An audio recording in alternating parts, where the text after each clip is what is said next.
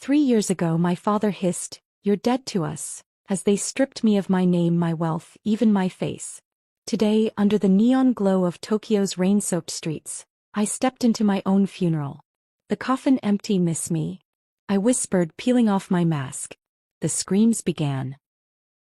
"You're dead to us," Nicholas Carson hissed, his wedding ring still wet with my blood as he towered over me.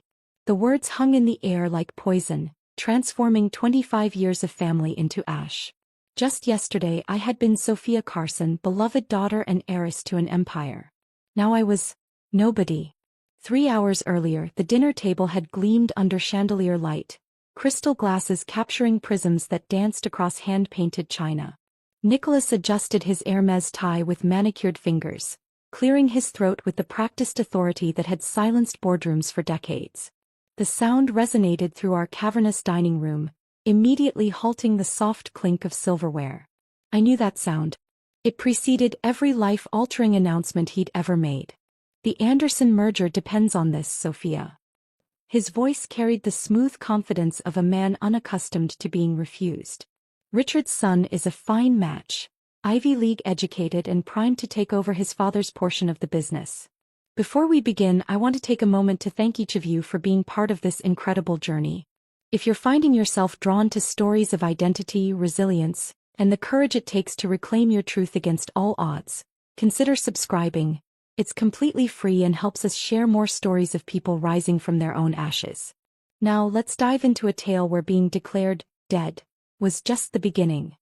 My fingers trembled against the Egyptian cotton tablecloth, a microscopic rebellion my body initiated before my mind could catch up.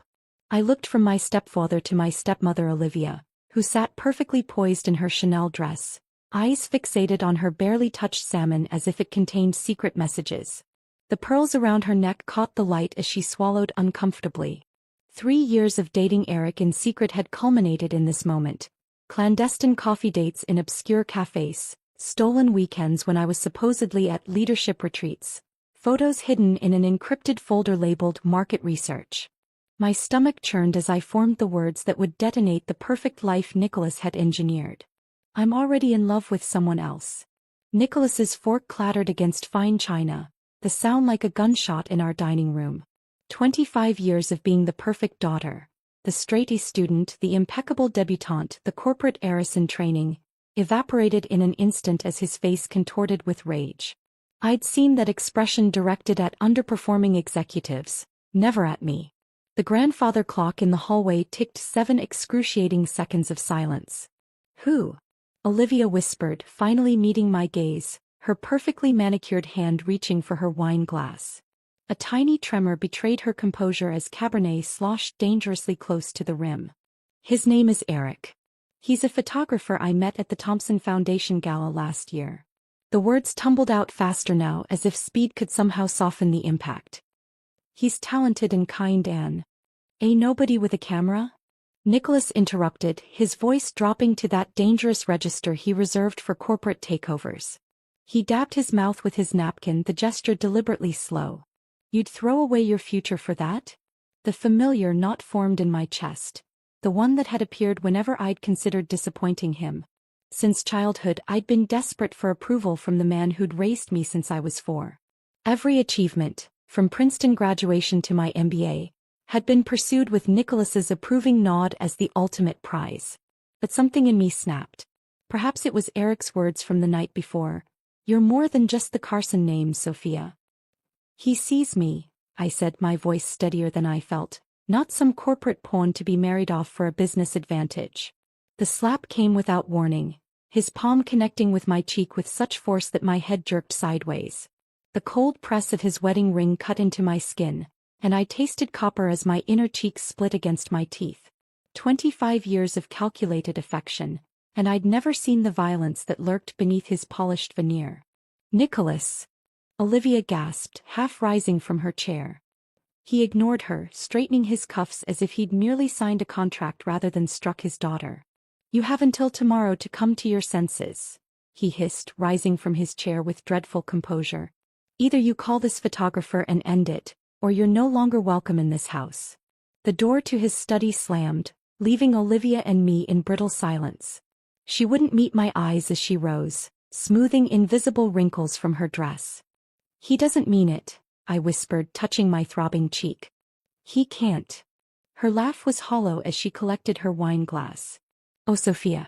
You've never understood him at all.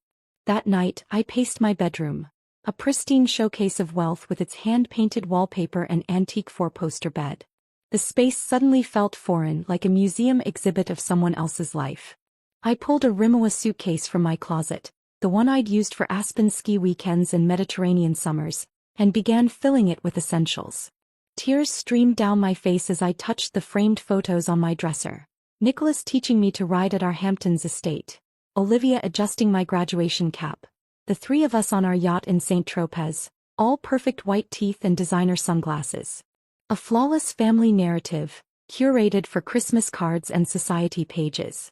At 3 a.m. I found myself in the East Wing Gallery, staring at generations of Carson portraits. Distinguished men in bespoke suits and women with heirloom jewels, none bearing my chestnut hair or wide-set eyes. How had I never noticed before? My fingers traced the frame of Nicholas's imposing portrait, searching his painted features for any resemblance to mine and finding none. Dawn broke with cruel clarity.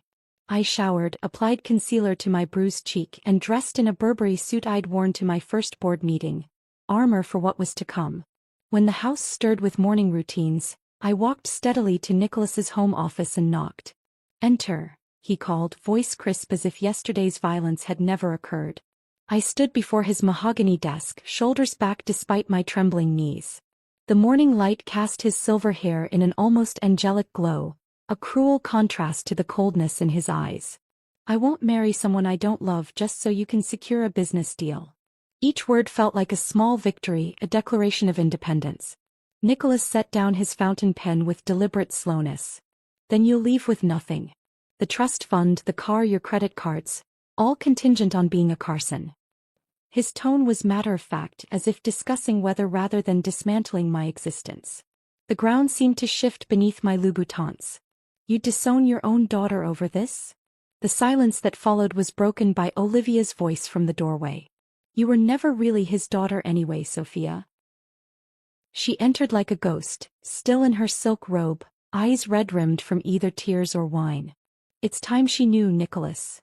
The truth spilled out in ugly fragments as Olivia described how they'd adopted me after my biological parents, friends of theirs, died in an accident. James and Elizabeth Reed, she called them. Names that should have been familiar but instead felt like fiction. "We took you in as a favor," she said, her voice hollow. "Gave you our name and everything money could buy." Nicholas nodded grimly. "And this is how you repay our generosity. By refusing the one thing we've ever asked of you." My world imploded as 25 years of identity crumbled. The room tilted as realization washed over me. The different coloring, the absence of childhood photos before age 4, the whispers at family reunions that suddenly stopped when I approached. "Why didn't you ever tell me I was adopted?" I whispered. Nicholas's response was biting. "Would it have made a difference? You still owe us everything you are." "I owe you gratitude, not servitude," I managed, though my voice cracked. "I'm not a possession to be traded for corporate advantage." His eyes narrowed. Clearly we failed to instill proper values. The Sophia Carson we raised would understand her responsibilities to this family. Perhaps I'm more Reed than Carson after all. When I turned to leave, his final words cut deeper than the now dried blood on my cheek. "Walk out that door and you're dead to us. The Sophia Carson we raised would never be this selfish." I didn't look back. Security guards appeared as if summoned by telepathy, flanking me as I returned to my room for my suitcase. Their presence transformed the home I'd grown up in into hostile territory, my childhood bedroom into a space I was no longer welcome to occupy. "I need more time," I protested as they ushered me toward the front entrance. "There are things, mementos, photos." "Mr. Carson's instructions were clear, miss," the older guard said, his expression professionally blank despite having known me since childhood. They escorted me past the gallery with its judging ancestors, through the soaring foyer with its marble fountain, and down the limestone steps that had witnessed countless society events. The gates that had enclosed my childhood swung open, then closed behind me with electronic finality. I stood on the sidewalk, designer suitcase at my feet, struck by the absurdity of the moment. Joggers passed, casting curious glances at the woman in business attire stranded outside one of Boston's most prestigious addresses. One of the guards, Marco, who taught me to drive when I was 16, approached hesitantly, extending an envelope. "Mrs. Carson wanted you to have this." His eyes held an apology he couldn't vocalize. Inside was a single black and white photo of a young couple holding an infant, my real parents, and enough cash for a week in a cheap motel. No note, no explanation. Just strangers' faces and temporary financial mercy. The last thing I saw before turning away was Eric's Audi pulling into the driveway, his artistic profile visible through the windshield. The car I'd helped him choose when his first gallery show had sold out. Hours later, as I sat on the edge of a creaking bed in a motel that advertised hourly rates, his tearful phone call confirmed what I'd suspected. Nicholas had offered him money to disappear, and unlike me, Eric had taken the deal. "It's not what you think," he sobbed. "The gallery, my career, he would have destroyed everything." "How much?" I asked, voice empty. How much was I worth? The silence told me enough. Alone and suddenly nameless, I walked toward downtown Boston, the weight of rejection crushing my chest with each step. 25 years of identity stripped away in a single day, leaving behind only the raw, uncertain truth. I had never been who I thought I was. The neon sign of the Bluebird Motel flickered erratically, casting sickly pulses of light across the stained carpet. The wallpaper peeled at the corners in defeated curls, a fitting backdrop to my unraveling life. I lay motionless on the sagging mattress, watching water stains on the ceiling morph into accusatory faces. Day blended into night and back again, time losing meaning as I replayed Nicholas's final words on endless loop. "You're dead to us." 7 days of mindless grief had depleted Olivia's emergency cash. The motel manager had knocked twice already, his thin politeness wearing as thin as my prospects. I tried my credit cards at an ATM, all declined with the same cold electronic finality. My phone buzzed with automatic overdraft notices from accounts I'd been locked out of. 25 years of financial security vanished like morning fog. I caught my reflection in the bathroom's cracked mirror. Hollow eyes, unwashed hair, the fading bruise on my cheek now yellowed around the edges. The woman staring back was a stranger whose life had imploded without warning. Not Sophia Carson, Boston socialite and corporate heiress. Just a nameless refugee with dwindling options. Panic clawed at my throat as I scrolled through my contacts, eliminated name after name. Society friends who owed their loyalty to Nicholas. Business associates who would never cross him. Former classmates too distant to trust with something so overwhelming. Only one name remained, Megan Rhodes. We'd been inseparable throughout childhood until Nicholas deemed her family insufficient connections, when we turned 16. I'd maintained our friendship in secret ever since, meeting for coffee when I could escape Nicholas's orbit. Would she even answer after months of sporadic contact? Her voice, when she picked up on the second ring, held no hesitation. "Sophia? Is everything okay? You never call this late." The simple kindness in her tone broke something inside me. Words tumbled out in disjointed fragments. Disowned, adopted, homeless. She cut through my rambling with the decisiveness I'd always admired. "My address is 842 Maple Avenue, apartment 3B. Come now. I'll have the couch ready." 2 hours later, I sat in her modest but warm living room, clutching a mug of tea with trembling hands as I recounted everything. Her expression shifted from shock to outrage as I described Nicholas's manipulation and violence.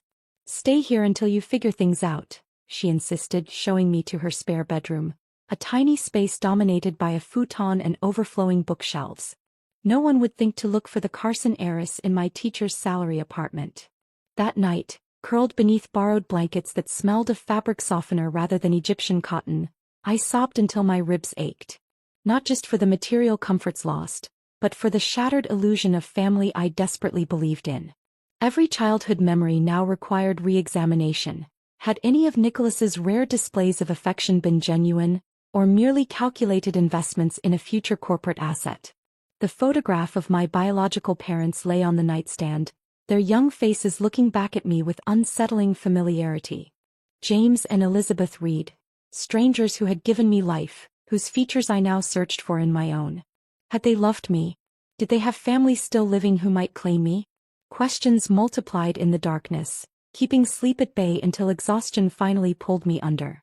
I awoke to rain pattering against unfamiliar windows and the distant sounds of Megan preparing for work. A text notification illuminated my phone screen from an unknown number, the message making my blood run cold. "We need to talk. Meet me at Westlake Park at noon. Important information about your adoption." Oh.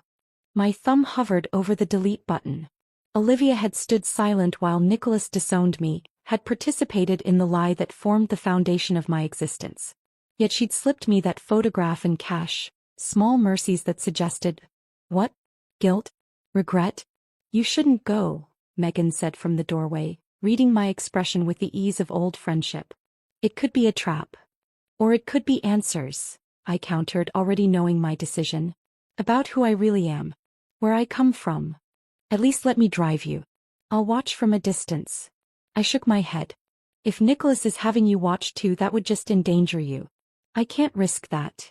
Despite my better judgment, desperation for answers pulled me toward the park like a magnet. I arrived early, positioning myself with clear sight lines to all entrances, a baseball cap pulled low over my face. The spring rain had driven away most visitors, leaving only a few determined joggers circling the path. At precisely noon, a black town car pulled up to the southern entrance. Olivia emerged wearing oversized sunglasses, a chic trench coat, and evident anxiety. She scanned the park systematically, clutching her designer handbag like a shield. I approached from behind, startling her. "You wanted to talk?" She flinched, then gestured to a secluded bench beneath a dripping cherry tree. "Nicholas doesn't know I'm here," she whispered, glancing repeatedly over her shoulder. "There's something you should know about your parents." Up close, Olivia looked haggard beneath her perfect makeup, fine lines around her mouth deepened by whatever burden she carried. She slid a manila envelope across the wet bench between us. "I found these hidden in Nicholas's private safe, behind the Monet in his study." Inside were yellowed newspaper clippings about my biological parents' accident, police reports with troubling inconsistencies, and most damning, a handwritten letter from Elizabeth Reed to Nicholas dated 3 weeks before their deaths. "We cannot in good conscience remain silent about what we've discovered," my mother had written. Asterisk, "If the SEC investigation reveals your involvement, we'll have no choice but to testify." They were threatening to expose Nicholas's first investment scheme, Olivia explained, voice trembling. "The one that built his initial fortune. I always suspected he was involved somehow in their accident, but I never had proof until I found these." The world tilted sideways as implications crashed into me. Not just adopted but orphaned by the very man who'd raised me. The photograph of my parents took on horrific new dimensions. Had Nicholas kept it as some perverse trophy? "Why are you telling me this now?" I demanded, my voice razor sharp. "After 25 years of silence?" Olivia's perfectly manicured hands twisted in her lap. "Because I'm afraid, Sophia. Afraid of what he's capable of. When you left, something changed in him. He's been making calls, checking security footage. He's obsessed with retrieving something he thinks you might have taken. I didn't take anything. But he thinks you did. Or might have seen something. Her eyes suddenly widened, focusing on something behind me. "He followed me," she gasped, then shoved me hard toward the fountain. "Run." I stumbled forward, clutching the envelope to my chest as I turned to see what had terrified her. The man approaching wasn't Nicholas, but someone equally familiar. Vincent Keller, Nicholas's problem solver. I'd seen him at corporate events, always hovering at the periphery, his bland features masking something cold and reptilian.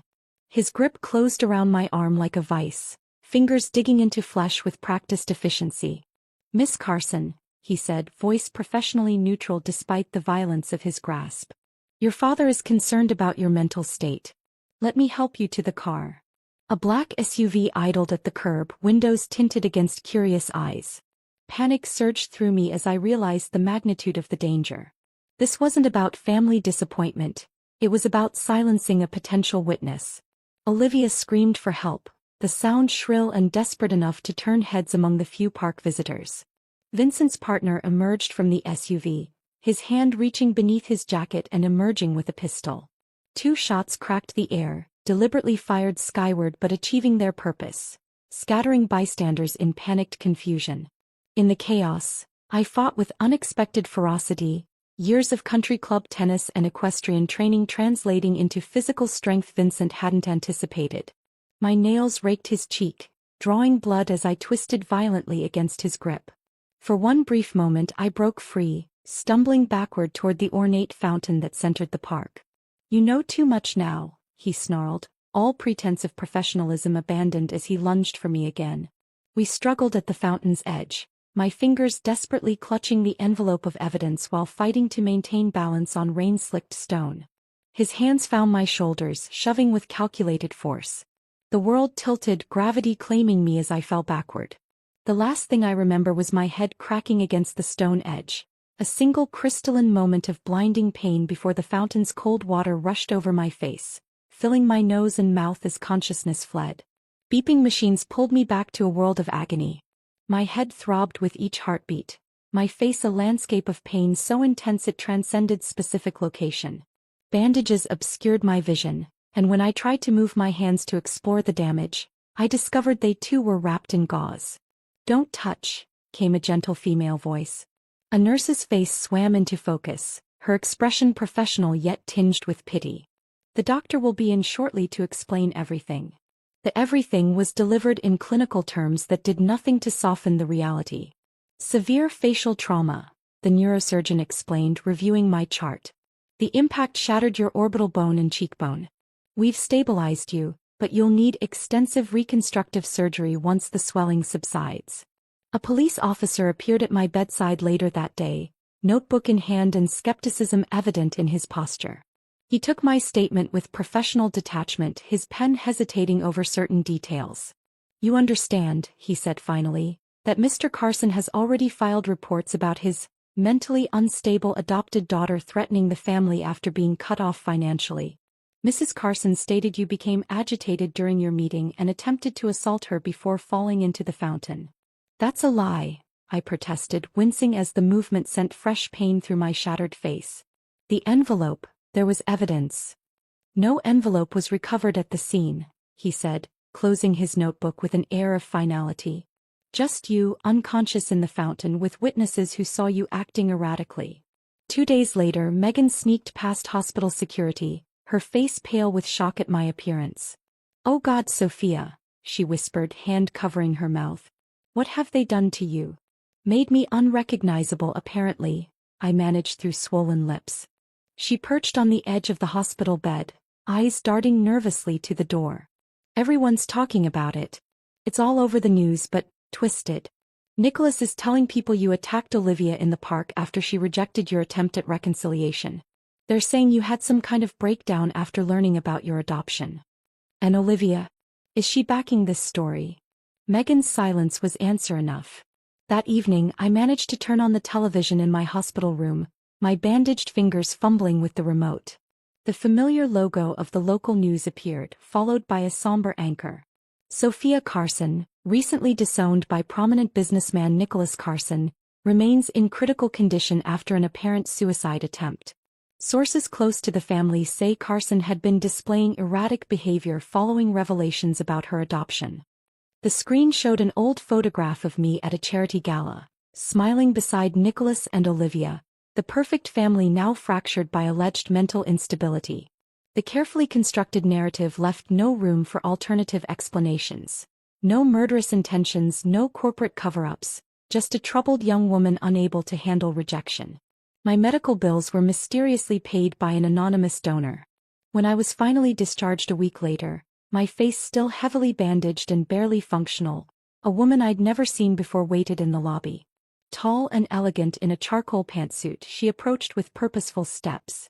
"My name is Yumiko Tanaka," she said, her American accent contrasting with her Japanese name.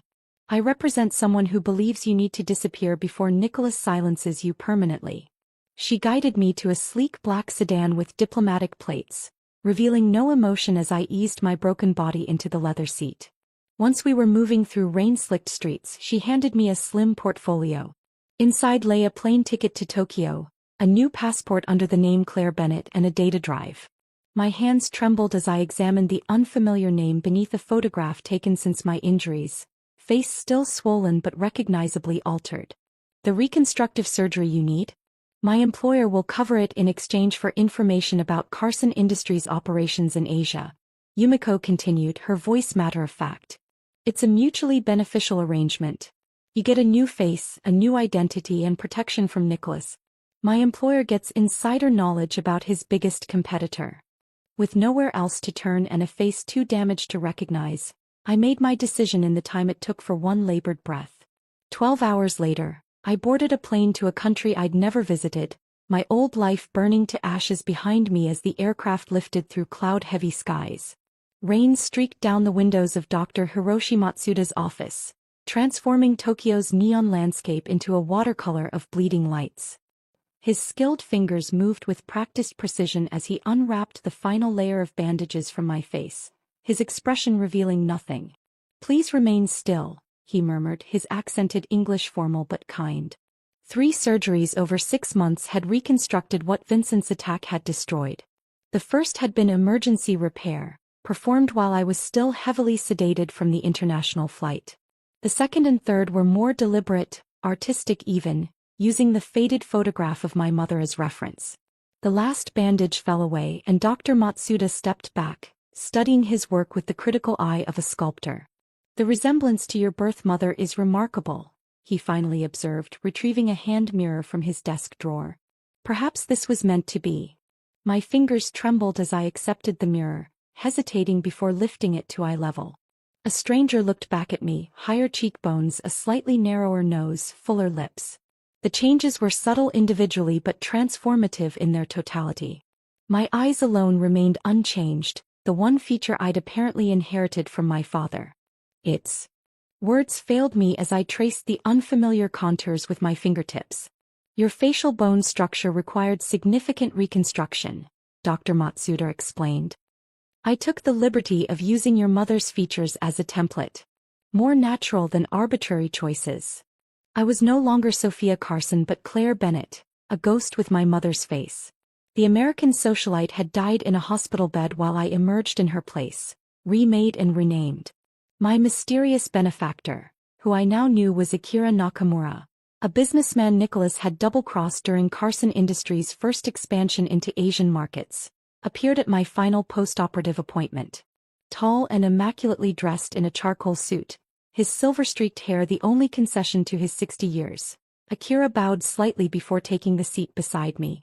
"You heal well," he observed, his English precise and unaccented. "Dr. Matsuda has exceeded expectations. Why help me?" I asked directly, still unaccustomed to Japanese conversational indirectness. "What do you really want?" Akira's smile never reached his eyes. "Nicholas Carson destroyed my family's pharmaceutical company through industrial espionage and manufactured scandals. My father died believing himself a failure." He straightened his already perfect cuffs. "But revenge alone is poor strategy. You possess knowledge valuable to my current enterprises." The arrangement was presented as a business transaction rather than charity. An apartment in Shibuya and a position at Nakamura Tech Security utilizing the business degree Nicholas had paid for. In exchange, I would provide insider information about Carson Industries' operations, particularly in Asian markets. "Your new identity is complete," Akira said, sliding a folder across the desk. "Claire Bennett, American expatriate with degrees from Northwestern. Background checks will confirm your credentials. And if I refuse?" His expression remained impassive. "Then you are welcome to return to America, where Nicholas Carson's reach extends through every level of influence you once took for granted." The choice was no choice at all. Tokyo's overwhelming sensory landscape became both my refuge and my classroom.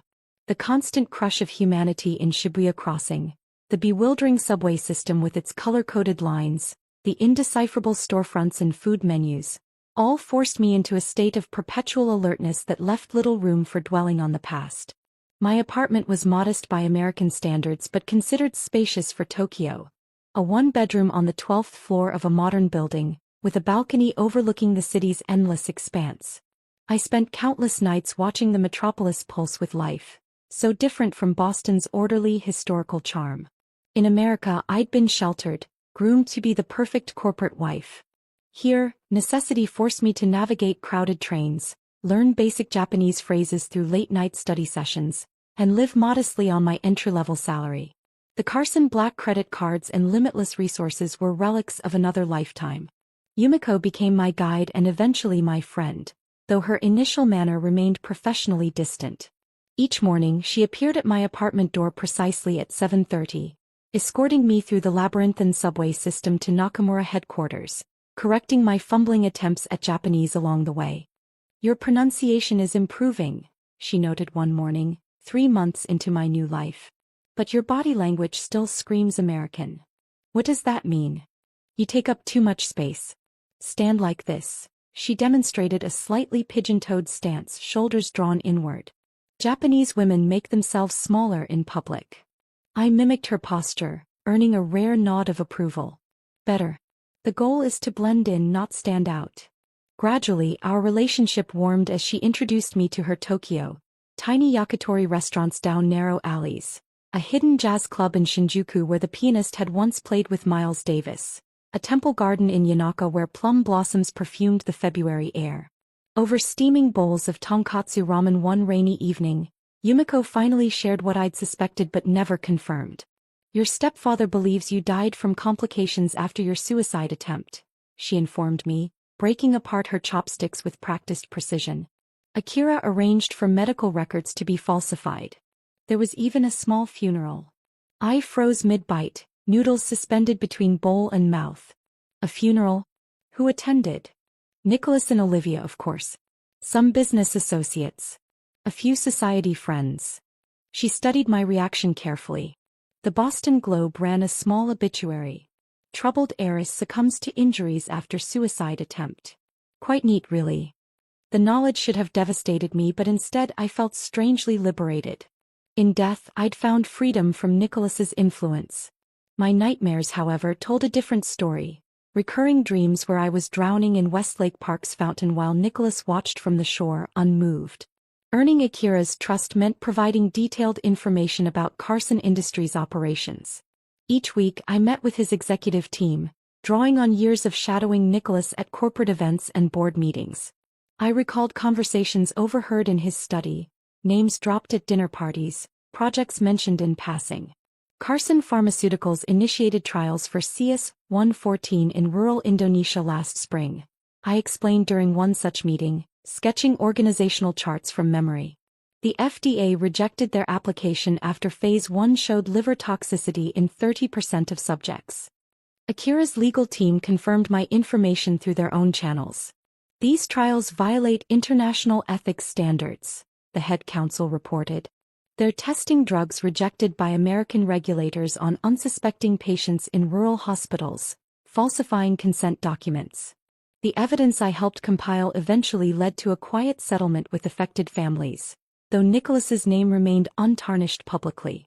Carson Industries sacrificed a mid-level executive as the scapegoat, claiming ignorance of his unauthorized actions. My role in this small victory awakened something I'd suppressed my entire life. A sense of justice that had nothing to do with pleasing authority figures.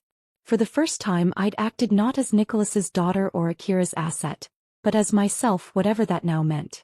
On the anniversary of my death, I found myself drawn to a tiny Buddhist temple in Asakusa. Rain fell in gentle sheets as I stood beneath the shelter of an ancient maple, watching an elderly monk light incense before a stone altar. "You are troubled," he observed in Japanese, startling me with his sudden attention. My Japanese is not good, I apologized in his language, the phrase is still awkward on my tongue. "Your spirit speaks clearly enough," he replied in surprisingly fluent English. "You seek peace for a person who no longer exists." His wisdom penetrated my carefully constructed walls. I was neither Sophia nor fully Claire, living in a limbo between identities, too transformed to reclaim my past, too haunted to fully embrace my future. That night, standing before the bathroom mirror in my apartment, I made a decision. The blonde hair that had survived my transformation, Sophia's last physical remnant, had to go. I cut it short with kitchen scissors, the pale strands falling like snow around my feet. The box of black hair dye purchased weeks earlier finally served its purpose. The symbolism wasn't subtle, but it was necessary. a physical manifestation of my internal transformation. When I sent Akira my updated security badge photo the next morning, his response was immediate. "Now you look like someone who belongs in Tokyo."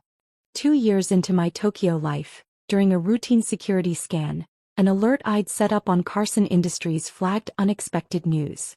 Nicholas had announced expansion operations to Japan, scheduling a major press conference to launch a partnership with Tanaka Pharmaceuticals, one of Nakamura's chief competitors. The accompanying photo in the business journal showed Nicholas smiling broadly with his arm around Olivia, their poised perfection unchanged by time or conscience. Behind them stood Richard Anderson and his son, the man I was supposed to marry, alongside a young woman wearing my old signature pearl necklace. My replacement, positioned exactly where I once stood in countless similar photos. "They've replaced you completely," Yumiko observed, studying the image over my shoulder in our shared office. "Does that bother you?" Her question forced me to confront the hollow space where hurt should be. 2 years ago the sight would have devastated me. Now I felt only a cold, crystalline clarity. "No," I replied, closing the laptop with decisive finality. "But I think it's time they learned that secrets don't stay buried." That night, from my rain-spattered apartment balcony overlooking Tokyo's glittering expanse, I composed an encrypted email to David Mercer, the investigative journalist whose exposés on pharmaceutical industry corruption had earned him both a Pulitzer and powerful enemies. I offered what no other source could provide: insider knowledge of Nicholas Carson's darkest deeds, from the accident that killed my parents to the current exploitation of Asian medical patients.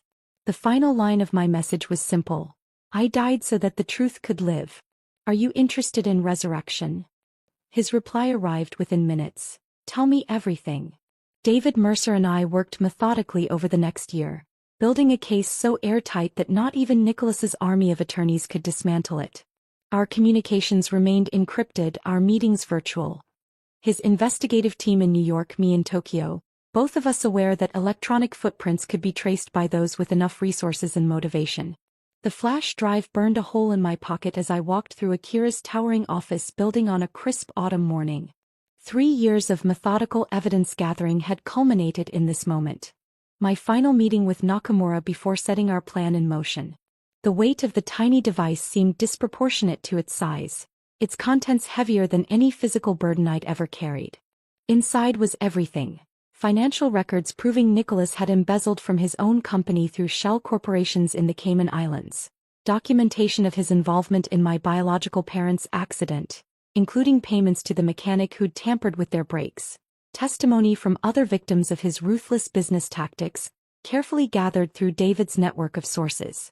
I'd become something of a corporate spy over the past 3 years, utilizing my position in Akira's security firm to build skills in digital intelligence. What had begun as simple information sharing about Carson Industries' operations had evolved into sophisticated counterintelligence when Nicholas expanded into the Japanese market. Each time he attempted to undermine a Nakamura subsidiary or poach talent, I was there, anticipating his moves through knowledge of his tactical playbook. Akira's office occupied the entire top floor, its glass walls offering a panoramic view of Tokyo's skyline. He stood with his back to the door, hands clasped behind him as he contemplated the city spread below like a living circuit board. "You're certain about this course?" he asked without turning, having sensed my presence. "Once initiated, it cannot be reversed." I placed the flash drive on his immaculate desk. "This contains copies of everything we've gathered. David has the originals, secured in multiple locations." He finally turned, studying me with the penetrating gaze that had unnerved business rivals for decades. "You understand what happens if you do this?" His normally impassive face showed something I'd never seen there before: concern. "Nicholas Carson isn't just your stepfather. He's connected to powerful people who protect their own. The congressman he supported for 20 years now chairs the Financial Oversight Committee. The judge who plays golf with him every Sunday has jurisdiction over corporate cases in Massachusetts." I nodded, the weight of my decision settling firmly on my shoulders. I died once because of his secrets. I won't die again. For the first time in our complicated relationship, Akira placed a paternal hand on my shoulder. "Then I will ensure you have what you need. My security team will accompany you to America. Remote but present." Back in my apartment, the transformation was already underway. Living room walls disappeared beneath a strategic map of connections, timelines, and vulnerabilities. Red string connecting photographs, documents, and newspaper clippings like a crimson web of corruption. 3 years of investigation had revealed the true extent of Nicholas's empire and its rotten foundation. But he'd built layers of protection around himself through political donations, strategic marriages between associates' children, and meticulously buried evidence. The map illustrated these defenses in concentric circles, each one representing a barrier we would need to breach. David Mercer's face appeared on my secure laptop screen that evening, his expression grave. Despite his reputation for exposing corporate corruption, even he seemed daunted by the scope of Nicholas's influence. "Going public isn't enough," he warned, running a hand through his prematurely gray hair. "I've seen this before. People like him survive scandals through expensive lawyers and convenient scapegoats. Some mid-level executive takes the fall, pays a fine that amounts to pocket change, and business continues with barely a hiccup. That's why the memorial service is key," I explained, pointing to the invitation I'd obtained through careful manipulation of the funeral home's database. "Everything we've gathered becomes exponentially more powerful when delivered at the moment he's performing his greatest lie." David nodded slowly. "Theatrical certainly, but also dangerous. You'll be walking into the lion's den with a target on your back." "He won't recognize me," I assured him, though the slight tremble in my voice betrayed my own uncertainty. "No one will until I choose to reveal myself." He was right about one thing. Public humiliation alone wouldn't satisfy the debt Nicholas owed, not just to me but to my real parents and countless others he'd destroyed. True justice required something more personal, more devastating. Watching his carefully constructed world crumble while looking into the eyes of the daughter he'd discarded. The notification appeared on my phone 2 months later during a late-night coding session. An obituary posted in my hometown newspaper. Memorial service announced for Sophia Carson'S, beloved daughter of Nicholas and Olivia Carson, on the 3rd anniversary of her passing. My hands trembled as I read the flowery language describing a daughter taken too soon, and parents still grieving their tremendous loss. The audacity was breathtaking. Nicholas and Olivia positioning themselves as bereaved parents when they'd orchestrated my destruction. More importantly, this presented the opportunity I'd been waiting for. Every important business associate, every politician in Nicholas's pocket, every family friend who believed his lies would gather in one place to maintain the fiction of Sophia Carson'S tragic suicide. The perfect audience for the truth. Creating Claire Bennett had been about survival, but what I needed now was someone unmemorable, someone who could slip through security and blend into a crowd of mourners. I spent weeks crafting this final disguise. Subtle makeup techniques to soften my already altered features, brown contact lenses to replace my distinctive blue-gray eyes, unremarkable clothing expensive enough to belong but not stand out. Hours in front of my bathroom mirror were devoted to practicing expressions I'd never naturally wear. Sympathetic nods, the appropriately solemn downturn of lips at a memorial service, the slightly uncomfortable posture of a distant business associate paying respects rather than a daughter returning from the dead. Yumiko, who'd become my closest confidant over the past 3 years, watched with growing concern as I obsessively refined these details. One evening, as I practiced altering my distinctive gait to something more subdued, she finally voiced what must have been building for months. "What happens after?" she asked, perched on the edge of my couch, surrounded by the evidence web that had consumed my living space. I paused mid-step, confused by the question. "After what?"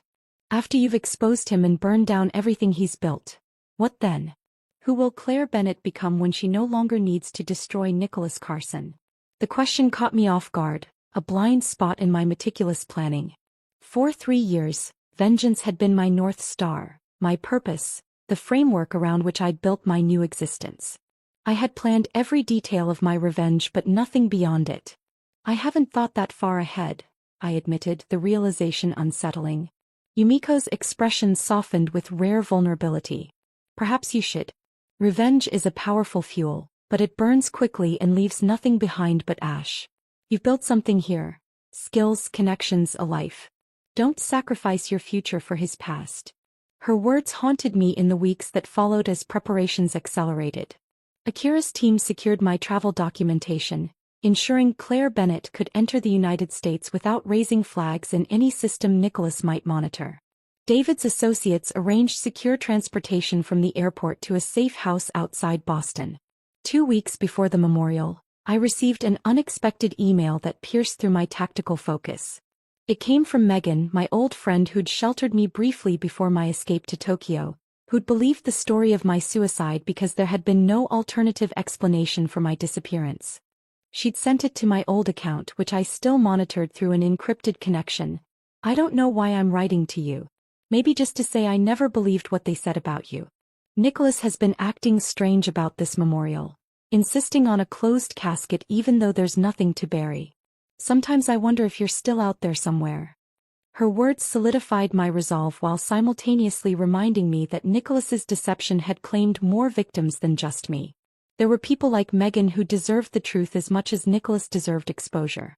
I booked a flight to America under my Claire Bennett identity, arranged for David to be ready with his editorial team, and spent one final night looking out over Tokyo's glittering skyline.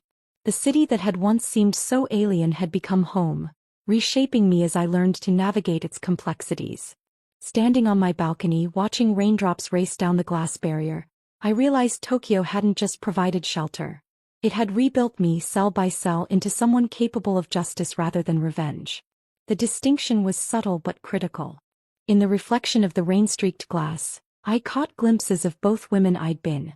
Sophia's determined eyes set in Claire's reconstructed face. As lightning briefly illuminated the sky, I made a silent promise to the hybrid woman who stared back at me. After the funeral, after Nicholas faced the consequences of his actions, Claire Bennett would be free to truly live. The architect of vengeance had designed a perfect plan for destruction. Now it was time to execute it. The 13-hour flight from Tokyo to Boston left me with too much time to doubt my plan. Each minute in that pressurized cabin felt like another opportunity for my resolve to leak away. I'd rehearsed this confrontation countless times in my mind, but now that it was imminent, unexpected emotions surfaced. Not just determination, but a profound grief for the family I'd once believed was mine. Morning broke over Boston with a fitting dramaturgy. Rain poured from leaden skies as my taxi approached the Carson family church. Its Gothic spires stark against storm clouds like accusing fingers pointed heavenward. How appropriate that even the weather seemed to mourn the fictional tragedy Nicholas had created. The driver commented on the nasty day for a memorial, unaware of the true storm about to break inside those hallowed walls. I paid in cash and stepped onto the rain-slick sidewalk, my sensible heels already an unfamiliar sensation after years of Tokyo's fashion. The black umbrella concealed my face as I joined the stream of somber attendees, most wearing expressions of practiced sadness that never quite reached their eyes. These were Nicholas's people. Business associates, political connections, social climbers, all performing the expected role of mourners. Security guards checked invitations at the door, an unusual precaution for a memorial service, but entirely in character for Nicholas's pathological need for control. My pulse quickened as I approached, the forged invitation Akira had arranged feeling suddenly flimsy in my gloved hand. The guard barely glanced at it before nodding me through, more concerned with keeping out journalists than scrutinizing mourners.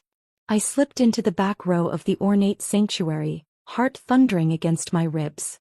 The church smelled of rain-dampened wool, expensive perfume, and the cloying sweetness of far too many flowers.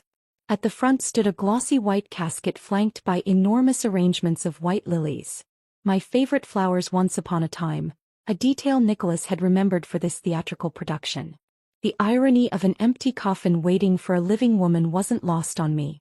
The organist played a somber Bach piece I recognized from countless Sunday services in this very church, where I'd sat dutifully between Nicholas and Olivia, the perfect family in their regular pew. Today that front row was occupied by the architects of my destruction. Nicholas and Olivia held court, accepting condolences with dignified nods that conveyed appropriate grief without the messiness of actual emotion. My stepfather had aged visibly in 3 years, new lines etching his face like cracks in a foundation, his once perfect posture showing the slightest hint of a stoop. Olivia clung to his arm, her knuckles white against his black suit, her face a careful mask of sorrow that didn't quite disguise the fear in her eyes. Strategically positioned throughout the church were Carson Industries executives, local politicians whose campaigns Nicholas had funded, and society figures whose approval he'd always craved. I recognized faces from childhood galas, board meetings, and charity functions, people who had watched me grow up without ever really seeing me. In the second row sat Richard Anderson and his son, my once intended husband, the merger that never happened. Beside them was an elegant young woman wearing my mother's pearl earrings, her hand resting possessively on the younger Anderson's arm. They'd not only erased me but replaced me entirely, the corporate alliance proceeding with a different pawn. As the service began, a minister who'd never met me spoke about a troubled young soul finding peace, while a slideshow displayed carefully curated photographs of Sophia Carson's life. Ballet recitals at age 6. Graduation from Princeton. The Carson family yacht in St. Tropez. A perfect narrative that conveniently ended before I could ruin Nicholas's plans. No mention of adoption, no hint of my biological parents, no acknowledgement of the truth. I watched faces in the congregation as they gazed at these images, some genuinely sad, others merely performing the expected response, a few checking watches or phones when they thought no one was looking. How many suspected the truth? How many had been complicit in Nicholas's schemes over the years? The moment of reckoning approached as Nicholas himself rose to address the gathering, straightening his tie in that characteristic gesture I'd seen thousands of times. He moved to the pulpit with the confidence of a man who believed himself untouchable, surveying his assembled audience before beginning his performance. "My daughter was everything to me," he began, his voice breaking with well-rehearsed emotion. "Not a day passes that I don't wonder if I could have saved her from herself." Each word sent ice through my veins. The sheer calculation behind his performance, using my suicide to absolve himself of responsibility, ignited something molten within me. This wasn't just a lie. It was a complete inversion of truth, painting himself as the grieving father rather than the architect of my destruction. As he continued spinning his fabrication, describing a troubled daughter's spiral into depression rather than his own murderous schemes, I slowly removed my dark glasses. The wig followed, my tow-black hair falling free around my reconstructed face. My movements were deliberate and calm despite the storm raging inside. A woman to my right noticed first, her sharp intake of breath drawing the attention of others nearby. I stood, no longer concerned with concealment. David's team would be outside by now, photographers and reporters positioned as we'd planned. Nicholas faltered mid-sentence as our eyes met across the church, his practiced eulogy dying on his lips. Recognition dawned slowly in his eyes, confusion giving way to disbelief as I walked steadily toward the center aisle. The soft murmur of confused whispers rose around me like gathering wind before a hurricane. "Miss me?" I asked, my voice carrying in the sudden silence. Gasps rippled through the congregation as I moved toward the casket, each step measured and purposeful on the marble floor. The click of my heels echoed in the stunned quiet. "Quite a turnout for my funeral," I continued, reaching the white coffin and running my fingers along its polished surface. "Shame about the empty coffin." Nicholas's face drained of color, his carefully constructed mask slipping to reveal naked panic. Olivia swayed beside him, clutching the pew for support, her horror suggesting she hadn't known the extent of his deception. "This is impossible," Nicholas managed, his voice stripped of its usual authority. "You died. There were death certificates, medical reports." I smiled, the expression feeling foreign on my reconstructed face. "You taught me well about falsifying documents, didn't you? Just like you did with my parents' accident report." Murmurs swept through the crowd as I reached into my purse, withdrawing the USB drive containing 3 years of meticulously gathered evidence. "Everyone here deserves to know exactly who they're mourning with today," I announced, turning to face the congregation. "Not Sophia Carson, troubled suicide victim, but the daughter of James and Elizabeth Reed, murdered by Nicholas Carson to prevent them from exposing his first financial fraud." The sanctuary erupted in shocked exclamations. Several executives from Carson Industries immediately rose, moving toward exits only to find them blocked by members of David's team, who had slipped in during the commotion. "This is absurd," Nicholas shouted, struggling to regain control of the situation. "This woman is clearly disturbed." "Dini doesn't lie, Nicholas," I cut in. Tests confirming my identity as Elizabeth Reed's daughter are included in the evidence package already being distributed to federal investigators and select journalists. Chaos erupted as security guards moved toward me, only to be blocked by David and his team entering through the side doors, cameras recording every moment. The flash of photography punctuated the growing disorder like lightning in a gathering storm. "Nicholas Carson," David announced, his clear voice cutting through the tumult. "We have questions regarding your involvement in the deaths of James and Elizabeth Reed in 2001, financial improprieties at Carson Industries, and the attempted murder of their daughter, who is very much alive." The congregation dissolved into shocked conversations and hurried exits as Nicholas lunged toward me, his composed facade completely shattered. His face contorted with a rage I'd glimpsed only once before, the night he'd struck me at the dinner table.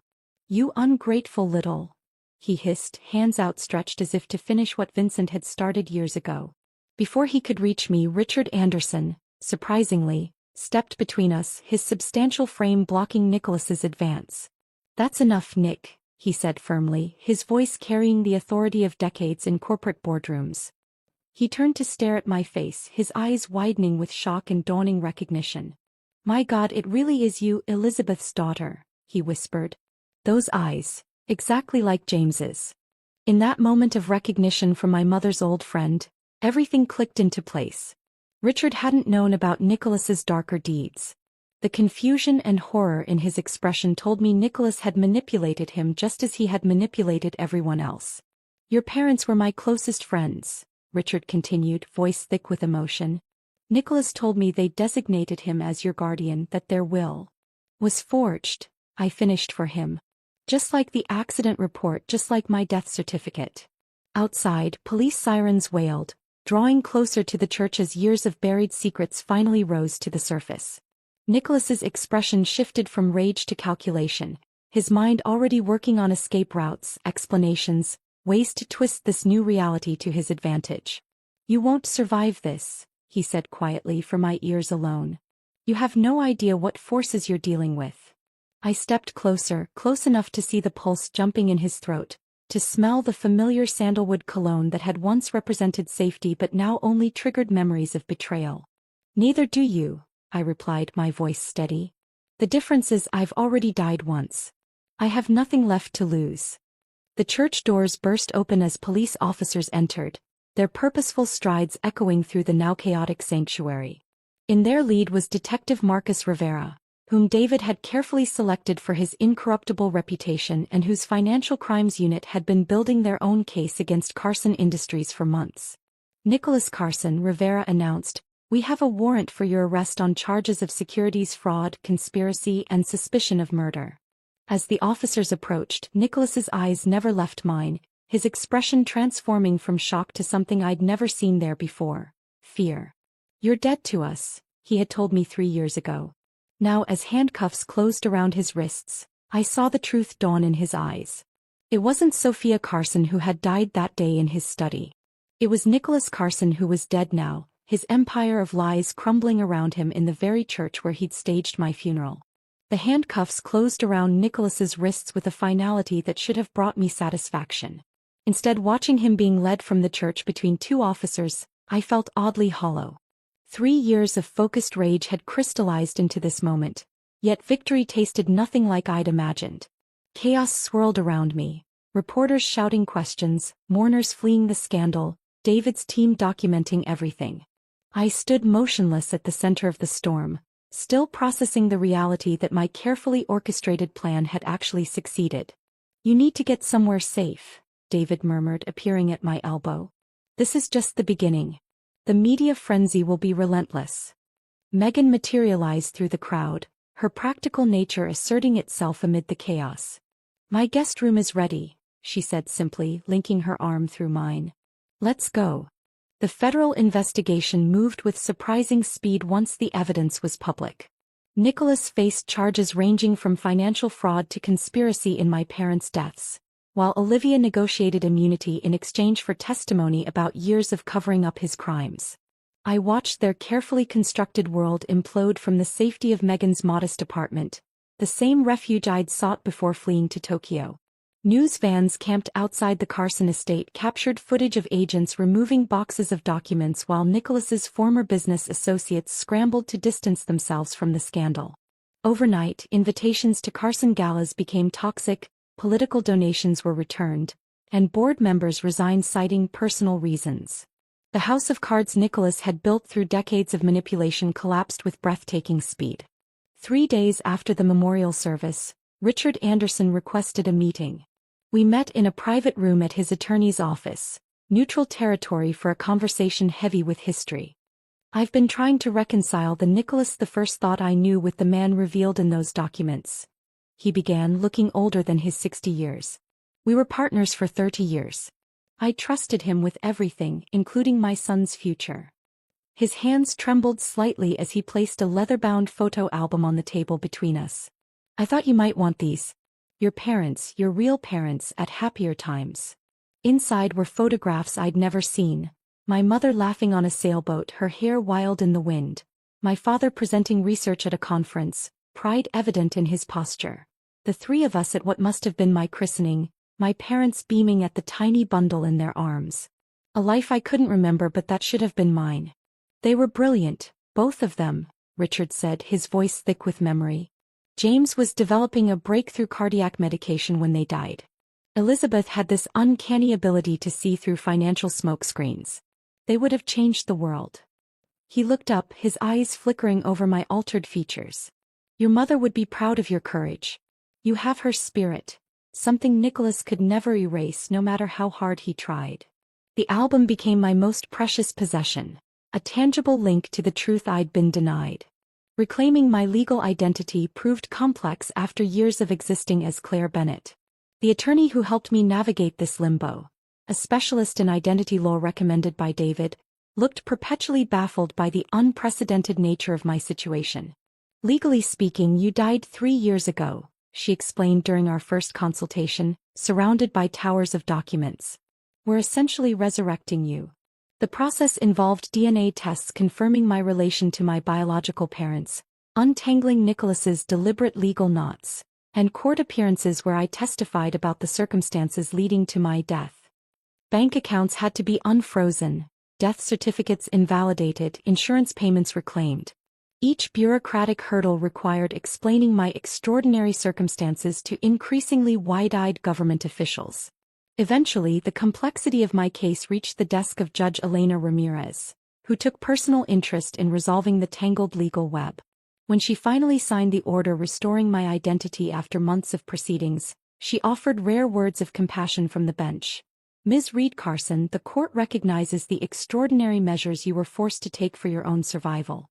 Your legal identity is restored, but I recognize that identity itself is more than documents and names. That part of your journey continues beyond these walls.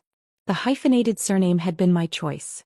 Reed to honor my biological parents, Carson because despite everything those years had shaped me too. Erasing them completely felt like another kind of death. As spring turned to summer, I found myself increasingly restless in Boston. The media attention around the Carson'S scandal gradually subsided as newer outrages took its place. Nicholas awaited trial from a federal detention center, denied bail due to flight risk. Olivia had retreated to a sister's home in Connecticut, leaving the Carson estate to languish under the weight of impending asset forfeiture. I'd accomplished what I'd returned for, yet something was missing. Tokyo pulled at me like a distant tide.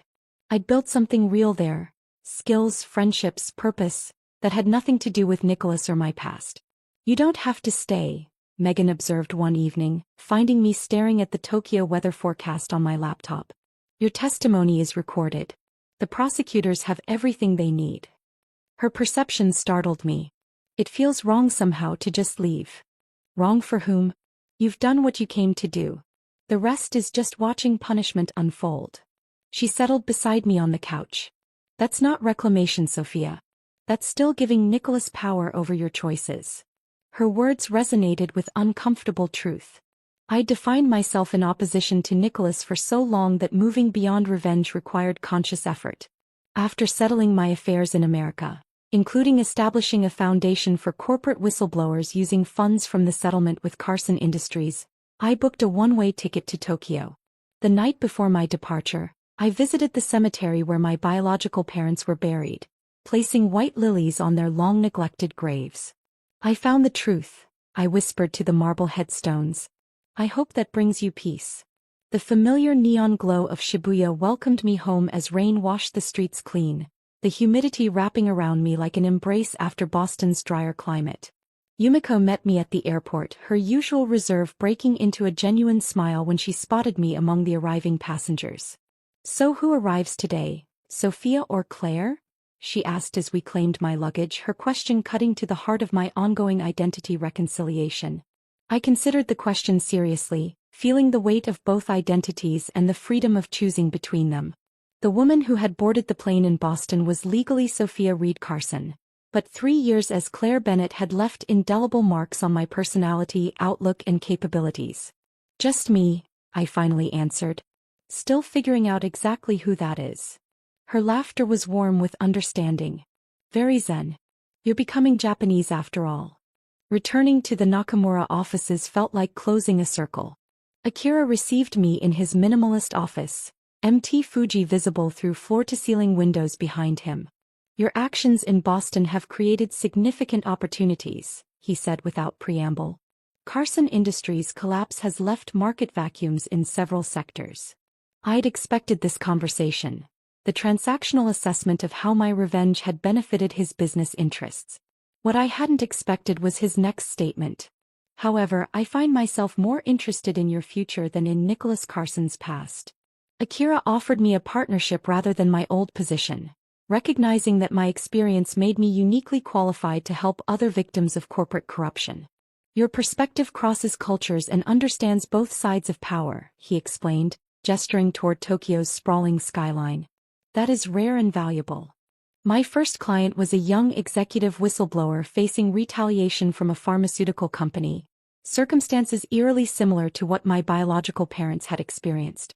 Meeting her in a secure location outside Tokyo, I recognized the fear in her eyes, the same terror I'd felt when realizing the extent of Nicholas's betrayal. Guiding her through protection protocols and evidence preservation, I found purpose in translating my trauma into practical wisdom.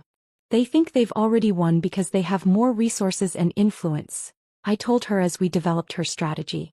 That's their vulnerability, underestimating what someone with truth on their side can accomplish.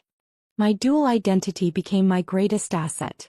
Sophia Carson understood American corporate culture and legal systems. Claire Bennett knew how to disappear, rebuild, and navigate Asian business protocols. Together, they formed a uniquely qualified advisor for those fighting powerful adversaries. On the anniversary of the memorial service confrontation, I stood on my apartment balcony watching lightning illuminate Tokyo's rainy season skies. An email had arrived earlier from Megan with updates on Nicholas's case, guilty pleas on most charges, sentencing scheduled for next month, and pictures of the for sale sign outside the Carson estate. The dynasty built on secrets and corruption was ending not with dramatic destruction but with quiet dismantling, piece by piece.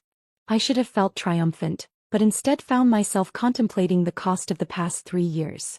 The person I might have been without Nicholas's betrayal, the experiences lost and gained through becoming someone else. As thunder rolled across the city, I made peace with the complicated truth. Nicholas had tried to kill me, but in forcing me to rebuild myself completely, he had inadvertently given me something genuine. A life truly my own, forged through fire and entirely on my terms. I lifted my teacup in a silent toast to the storm, to Tokyo, to the woman I'd become.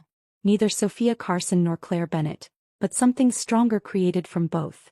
Raindrops raced down the glass barrier of my balcony, Tokyo's lights refracting through each droplet into miniature galaxies of possibility.